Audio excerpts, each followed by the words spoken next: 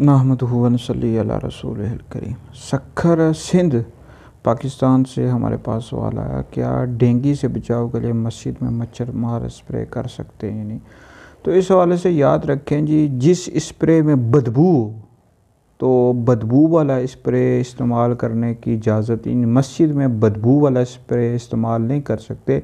ایسا اسپرے یا ایسی کوئی دوائی اگر ملتی ہے کہ جس میں بدبو نہ ہو تو وہ اسپرے یا وہ دوائی استعمال کرنے کی اجازت ہے۔ تو وبائی امراض اور اس طرح کے ڈینگی مچھر ہوتا ہے، تو اس سے بچاؤ کے لیے جو بدبو والا اسپرے نہ ہو، دوائی نہ ہو، تو وہ مسجد میں استعمال کرنے کی اجازت ہے۔ ابو داؤد شریف کی حدیث ہے، نبی پاک علیہ السلام نے ارشاد فرمایا کہ آپ علیہ السلام نے محلوں میں مساجد بنانے اور انہیں پاک صاف اور معطر رکھنے کا حکم ارشاد فرمایا۔